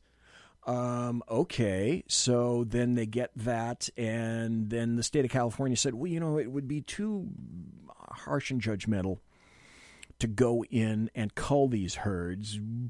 Can't we get these people to cooperate? And, of course, there was little, if any, actually no cooperation. So the state of California, because it's timid and it fears someone or everyone pointing the evil finger of you racists at the state of California itself, they didn't get an early hand on controlling exotic Newcastle disease, so it has blossomed like the festering pustule all throughout the various flocks of birds, which all have to be killed in Southern California. So END coming soon to a state near you. What happens if that really does get into commercial flocks? Do you think it's impossible? I'll let you answer that. Okay, back to Victor Davis Hanson's article. Political correctness. I went astray on that just a little bit, but that's what California is, politically correct. All the social justice warriors live here. Social justice warriors, you're getting what you wanted. Maybe not exactly what you wanted, but you just couldn't see that you really need to have this. So in sum, Victor Davis Hanson says California has no margin for error. Spiraling entitlements, unwieldy pension costs, money wasted on high-speed rail, inadequate water storage and delivery, and lax immigration policies were formerly tolerable only because, and this is astounding to consider this, to think of this, only because about 150,000 Californians paid huge but federally deductible state income taxes. And there's 20 million people in California, and 150,000 Californians have been keeping the state on the rails. Victor Davis Hanson writes, no more. Californians may have once derided the state's 1% as selfish rich people. Now they're praying that these heavily burdened taxpayers stay put and are willing to pay far more than what they had paid before. What do we know? This is BZ pontificating. What do we know in terms of the make and manner that people vote? Oh, people vote at the ballot box, right? Of course. Well, people also vote with their feet. And many, many people in California are beginning to vote for their feet. That's the only way California can continue to spend money on projects that have not led to safe roads. They have not led to plentiful water. They have not led to good schools. And they have not led to safe streets. So that's why Victor Davis Hanson says, who I'm still going to try to get on the show, that's why Victor Davis Hanson says a California reckoning is on the horizon. And it may not be pretty. It may not be very pretty at all.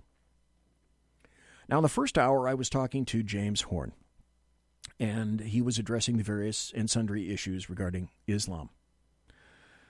There's an article that I discovered in Creeping Sharia, WordPress.com.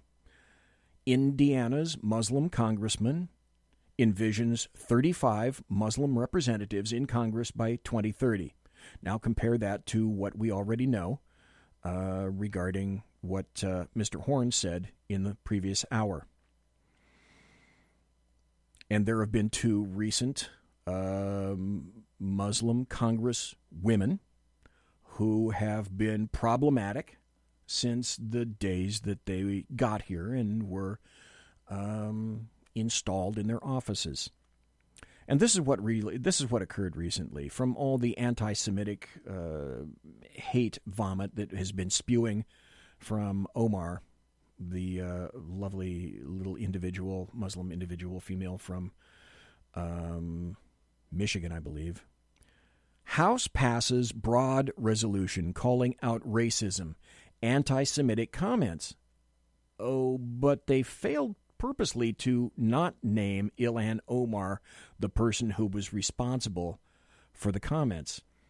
After several days of infighting and a near rebellion by rank-and-file Democrats, as well as a major last-minute revision, today, Thursday, the House passed a bipartisan resolution that only indirectly condemned Minnesota Democrat Representative Ilhan Omar's repeated, and they're not going to stop, anti-Semitic and pernicious comments. And of course, because they want to be pleasant, that resolution never mentioned her by name, but that was the point. What I was going to talk to Mr. Horn about also is that there's another article that just came out of PJ Media, which says that ISIS supporters around the world are starting to rally now for a steep escalation in online jihad. Well, gosh, that's good news, isn't it? This is all done in concert, like I say, with leftists, Democrats in the American media, maggots, and now we're focusing on President Trump because now that the House of Representatives, the majority, are the Democrats, we've got to focus on none of this other stuff is important. Now we need to focus on the impeachment of Donald John Trump, the guy with the dead orange cat on his head, because he had the temerity to win the election in 2016 which is why we need to change the Electoral College, because if we don't win, then we need to change the way everything works. But I mentioned the American media maggots. There's a website called MRC Busters. I think it's newsbusters.org, if I'm remembering correctly. The networks, just to let you know for information, the networks regarding the Russian scandal, there were 2,202 minutes on the Russian scandal and 0 minutes for the no collusion report. So NBC's exclusive reporting came out that the Senate Intelligence Committee, this was on February 14th, I believe, last month. I think this is going to be the last article that I get to before I pause for the bottom of the hour break. Of course, I'll be right back another half hour after that. NBC exclusively reported on February 14th that the Senate Intelligence Committee found there was no material evidence of collusion between the Trump campaign and Russia, and none of the three major networks, ABC, CBS, NBC, none of them gave it a single second of coverage. And yet these are the same people that plea with you, that beg you to understand that, well, they're not biased. They are absolutely apolitical and unbiased. Really? Conservative media done right. You're listening to the SHR Media Network. Hey, this is Michael Wright. And I'm Shannon Wright. Join us for The Right Way with Shannon and Mike, Monday through Thursday from 7 to 9 a.m. right here on SHR Media. Why are they joining us? For fun things like sports, politics. Oh, maybe some news and entertainment? And all kinds of other things. Money and recipes and events, all kinds of stuff. Yeah, so join us Monday through Thursday, 7 to 9 a.m. here on shrmedia.com.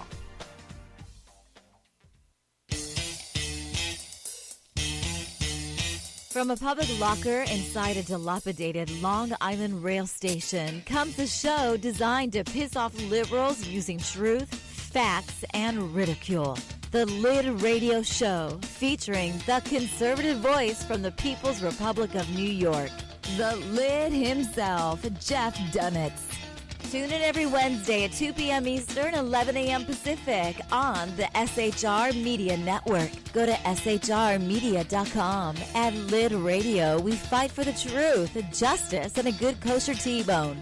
If you don't listen, Hillary Clinton might sneak into your bedroom in her housecoat late at night and blame you for her election loss. It's the Lid Radio Show with Jeff Dunitz.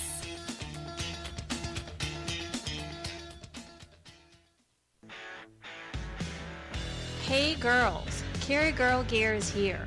More and more women every day are concealed carrying, participating in competitive shooting, and getting firearms training. It's not a boys' club anymore, and we don't have to shop in their stores anymore either. Finally, a cool and unique clothing line just for women. Dope tees and hats for the patriotic concealed carry and 2A girl. So what are you waiting for? Go check out carrygirlgear.com today. It's your business diva here, Melanie Collette. I am inviting you to a front row seat as I discuss some of the most intriguing details of wealth and finance with today's movers and shakers in the world of business. Listen in and discover financial truths on a global, domestic, and household scale. Uncover topics that will impact your wallet today and in the future. Money Talk with Melanie airs Monday through Friday, 5 p.m. East, 2 p.m. West, right here on SHR Media and High Plains Pundit Talk Radio. You can't afford to miss it.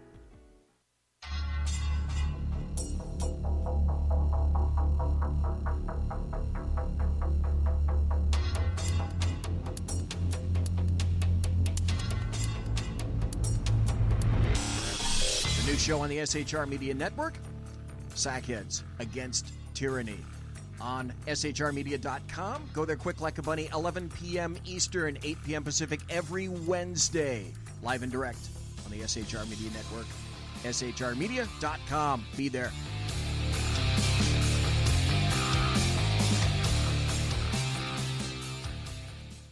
For 50 years, I've seen the American people blinded by corrupt politicians, a lapdog media, and deceptive Islam. The one thing the elites fear is one man with a cane. I'm Dave Milner. Join me through Spreaker, iTunes, and SoundCloud, through SHR Media and the Western Free Radio Network, for half a century of experienced perspective on political and social issues, weekly on The Unpleasant Blind Guy. And catch me on Jeff Mitchell's EDL Radio on blogtalkradio.com. There's no surrender, ever. Because truth is not always pleasant.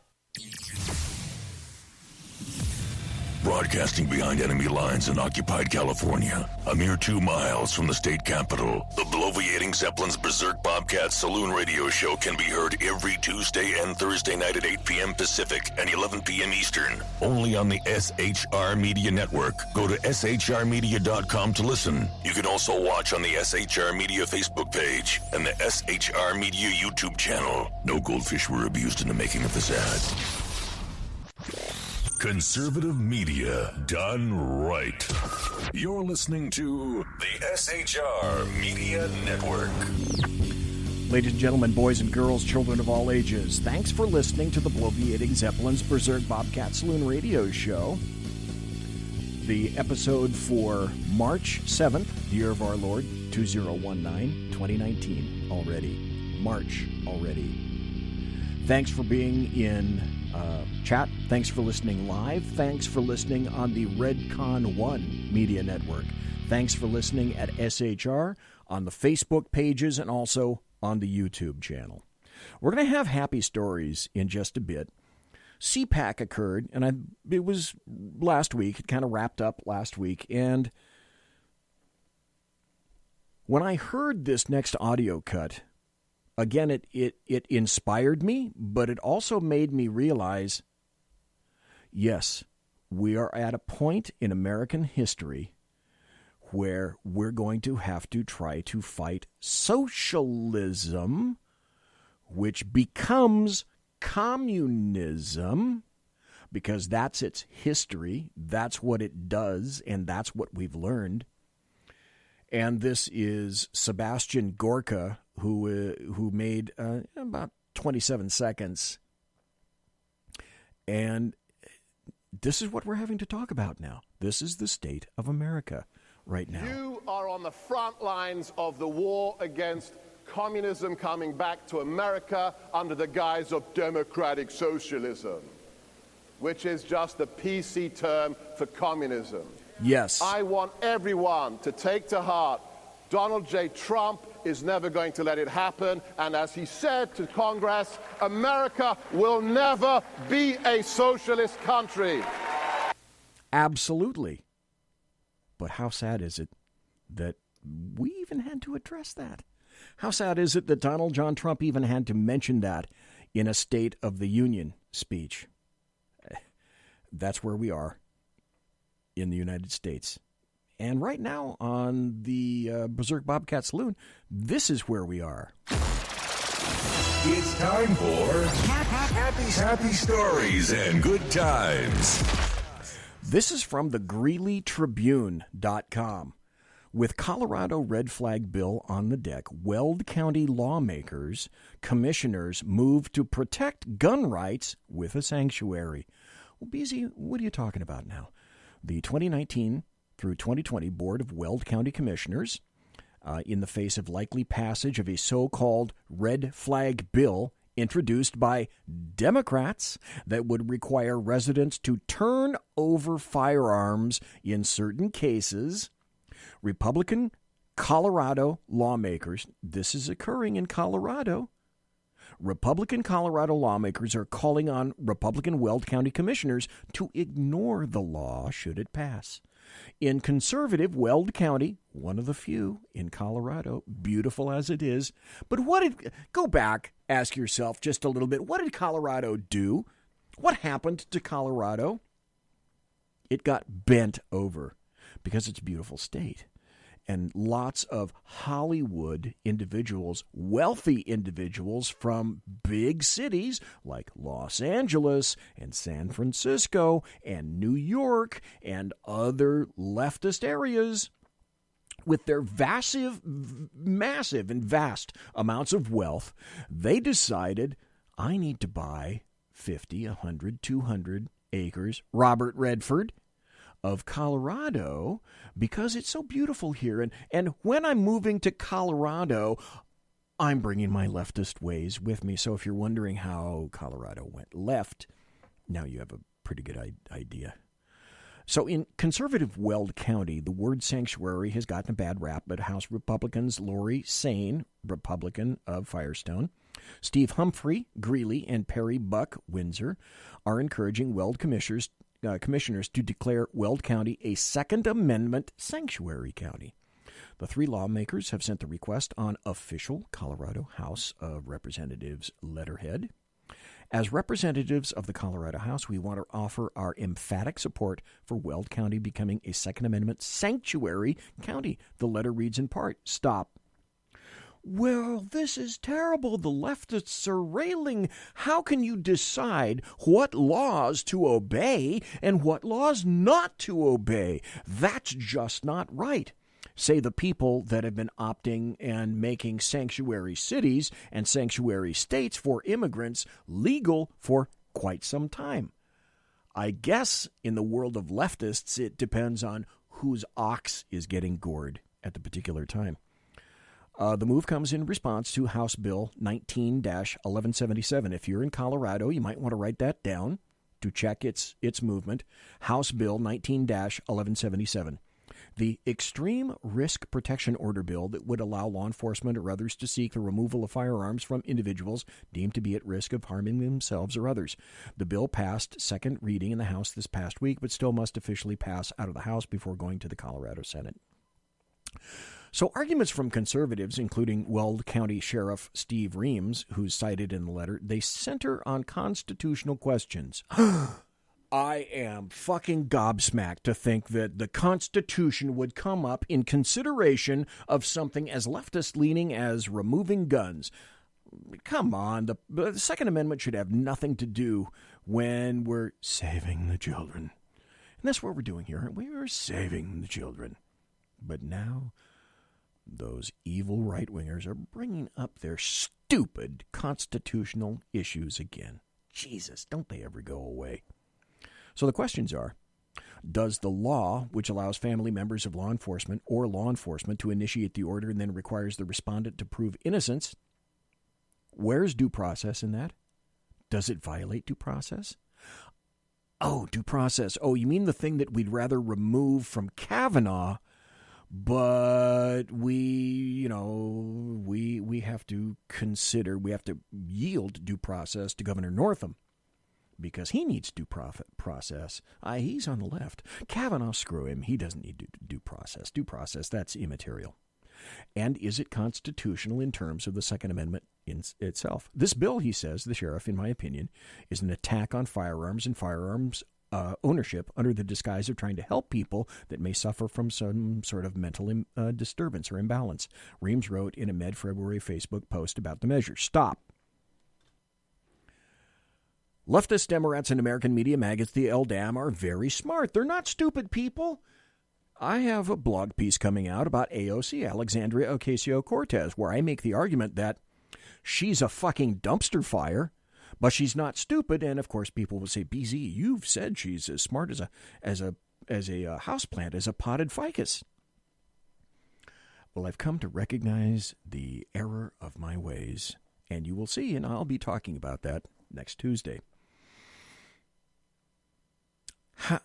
However, you have to do in a situation like this, because I say leftists aren't stupid. They're doing everything for leftists are like Islam.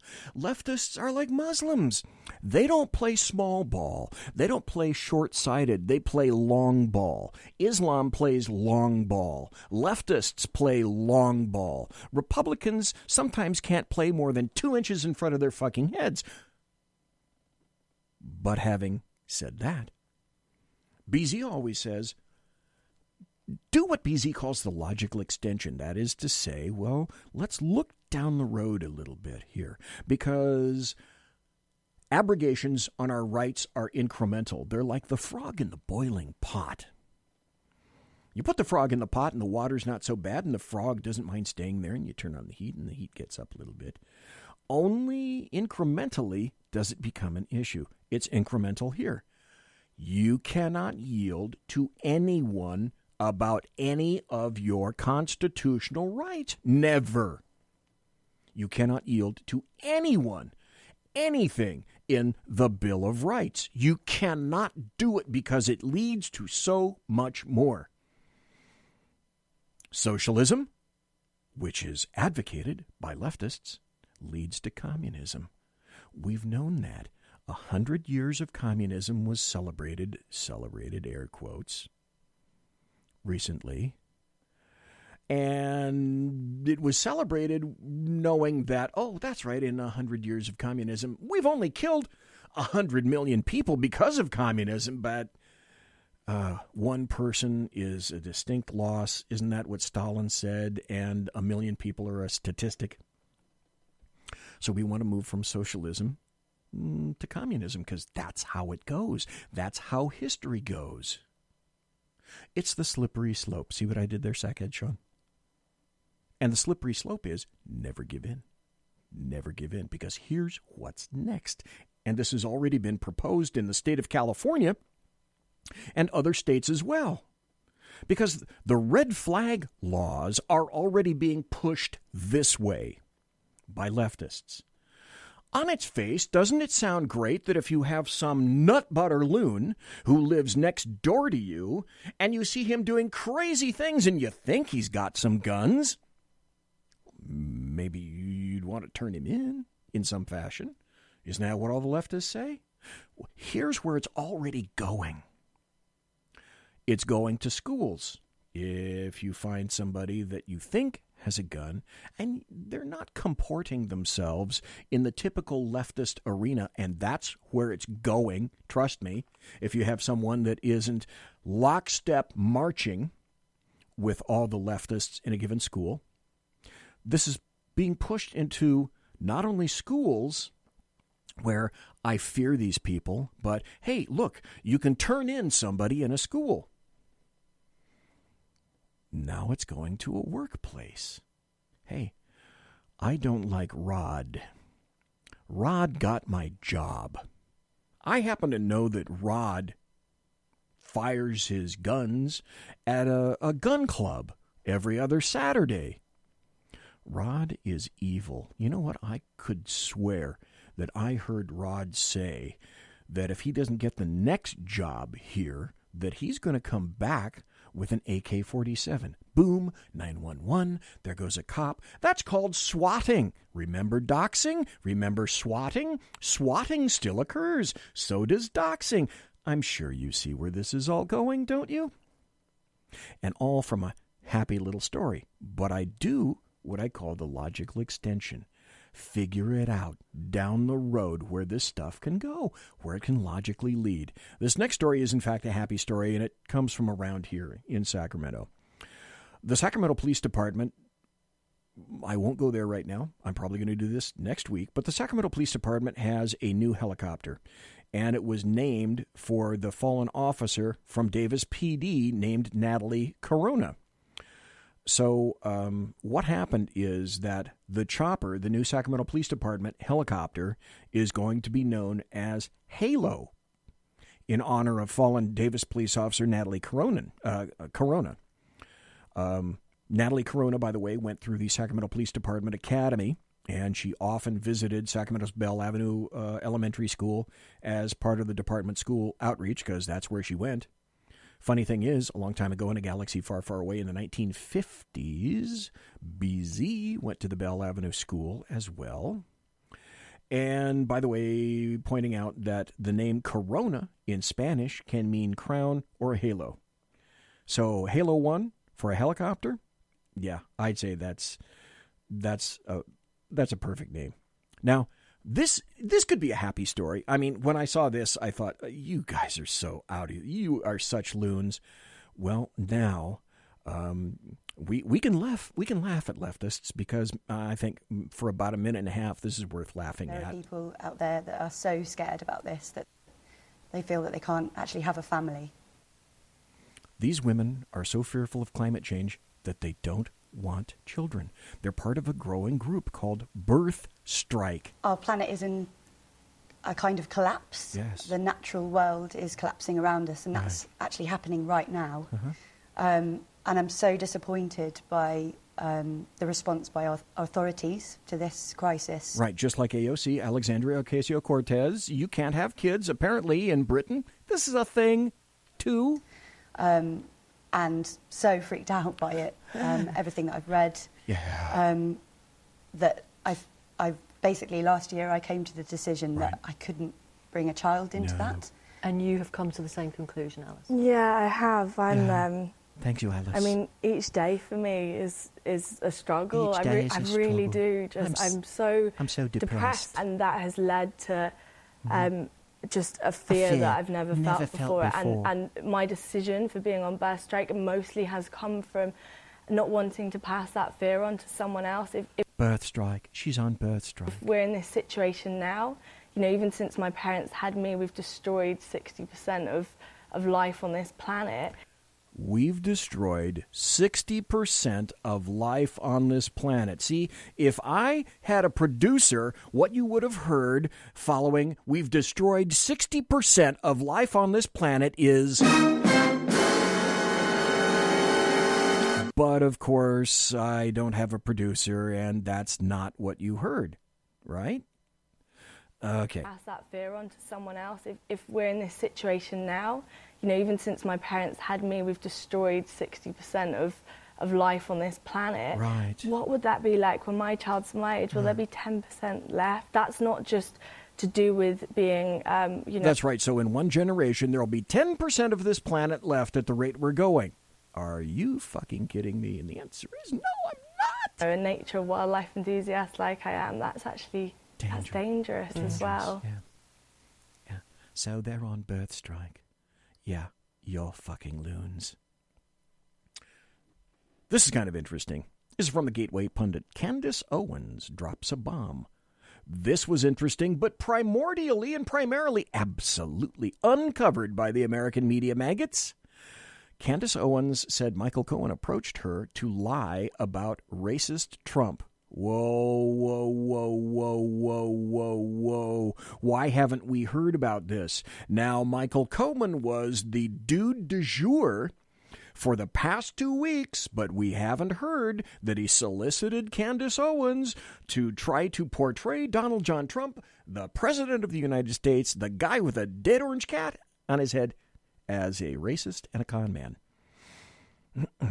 Michael Cohen, a convicted liar who was disbarred, by the way, when he testified in that congressional hearing, he called, if you remember, he called President Trump, a racist, and he called him a con man, and he called him a cheat. Well, Candace Owens, you didn't hear about that until now, did you? No, of course you didn't. That's why this is a happy story, because it needs to get out there and tell people. Candace Owens dropped this little surprise in. She tweeted out on a private Twitter message that Michael Cohen sent her last summer a message and said, should I go nuclear on Michael Cohen, who I know from years ago and tried to approach me last summer to help change the narrative, that is to say, lie about the president. Owen said, asking, because I'm thinking I should. This coward plotted the entire racist lie to save himself. Yet you didn't hear about that. Oh, Michael Cohen was already sentenced to prison for 36 months for lying to Congress. So, as was said before, I think Jordan said this. Okay, so we have a convicted liar who lied to Congress, and then the Democrats invite him back into Congress so that, what, he can lie to them again? Because the standard retort to something like this in open court when I was a cop is if you had somebody lie, the first thing that any good defense attorney would say is, well, okay, were you lying to me now or are you lying to me then? Because you're lying to me. So they allowed a convicted liar to testify against Trump and completely left out of the situation and uncovered by the American media maggots was the fact that Michael Cohen tried to get Candace Owens to go along with that meme. Here's another. This is, in fact, a happy story. Ohio, by the way, was recently dropped from the Democrat Super PAC's list of 2020 target states as the party moved to the left. Remember, Ohio has pretty much consistently been an important state, but even the Dem Super PACs are starting to have second thoughts about Ohio. A top Democrat Super PAC that spent $133 million in support of Hillary Clinton back in 2016, why wouldn't they, said it no longer is considered Ohio a target state for the 2020 presidential election because it looks to align with an increasingly socialist Democrat party.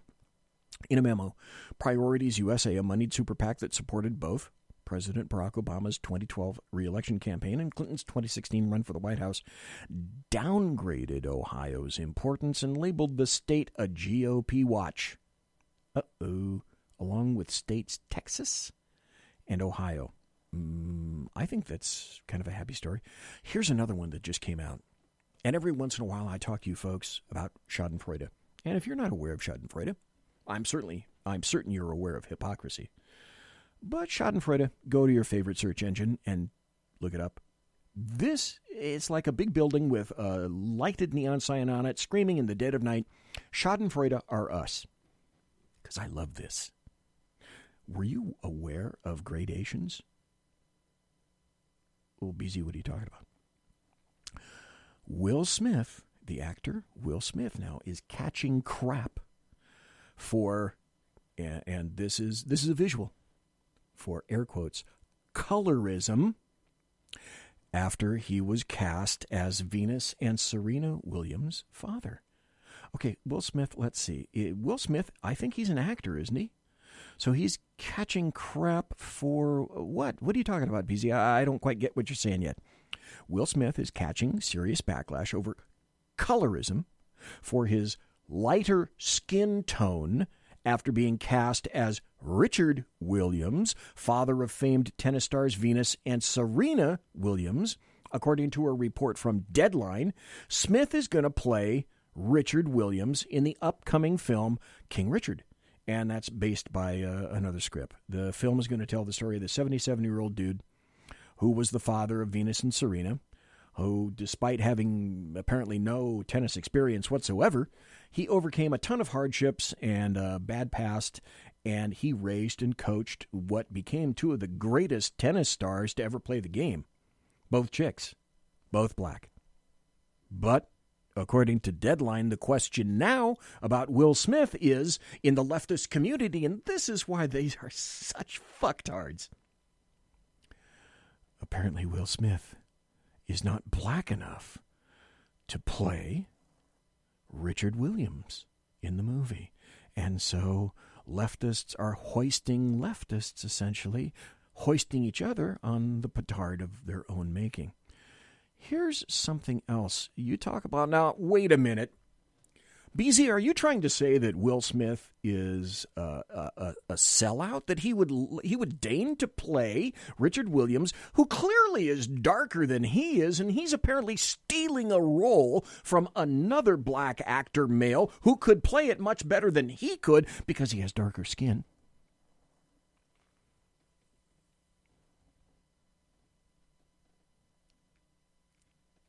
Van Jones, communist Van Jones. If you didn't know he was communist, I'm telling you that right now. He is a communist. Van Jones, the resistance on Twitter, ripped Van Jones a new butthole because he appeared at CPAC. Just the fact that, and he's a CNN commentator, just the fact that he appeared at CPAC, and oh my God, he even extended some credit to President Trump and Republicans for their accomplishments of criminal justice reform. That was, that was absolutely too much to take. I've been to the border. I've been to Native American reservations. I've been to inner cities. It's the same pain. Poverty, addiction, and a broken criminal justice system. in red counties and blue cities, wherever you go. And neither party has done enough for the people at the bottom who have those three issues. And yet, and I have to say this, Trump on poverty did opportunity zones. On addiction did opioid package. And on criminal justice did First Step. And I'm here to say on those three issues, I will work with or against any Republican or any Democrat to help the people that neither party has helped for way too long. Okay, that's pretty clear. Van Jones, you're going to hell. You're going to leftist hell. I think that's pretty clear. I've enjoyed the show. I hope you've enjoyed the show. The first hour's guest, James E. Horn. You can go to his website, jamesehorn.com. You can buy his books. I bought one of them just before I came to the show here tonight. You can too. James Horn has said that he will come back, and I want him to continue to educate us about Islam. He's blunt. He's truthful. Some of the words are offensive. And to that I say, I don't care. Couldn't care less. If you got offended, oh well. Keep listening to the show, and you'll probably be offended again, I would guess, right? Monsieur has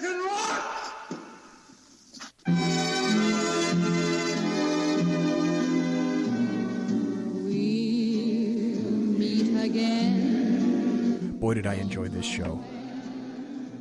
Really enjoyed James Horn. Ladies and gentlemen, boys and girls, children of all ages, I got to tell you, thanks for listening to the Bloviating Zeppelin's Berserk Bobcat Saloon radio show, live and direct right here on the SHR Media Network. And also, thanks to Redcon One Media for simulcasting me on their network as well. If you want to contact me, you can find me on Twitter at BZEP, at BZEP. Promotional consideration is by the Lockheed Martin Skunk Works, the Boeing Company. If it ain't Boeing, I ain't going. And also by Pratt & Whitney Engines. Thrust. You can trust. And also, tonight, just for this show, thanks to the Allahu Snack Bar, a little bit of Muhammad in every bite. Tiaras are by My Little Pony. Thanks to my personal KC 135 Kettle 1 refueling team, with whom I will be consorting in less than an hour. Thanks to you for listening in chat, partaking, I should say, of chat, listening live, listening in podcast. Thanks to James E. Horn. I appreciate everybody here. You guys have a great weekend. I'm going to tap out now. God bless. Take care. Be safe.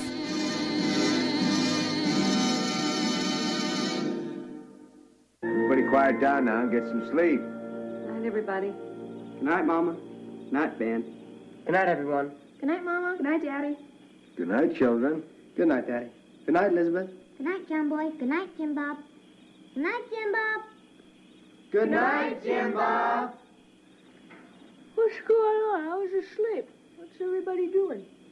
Good night, Good night, Jim Bob. Go to sleep.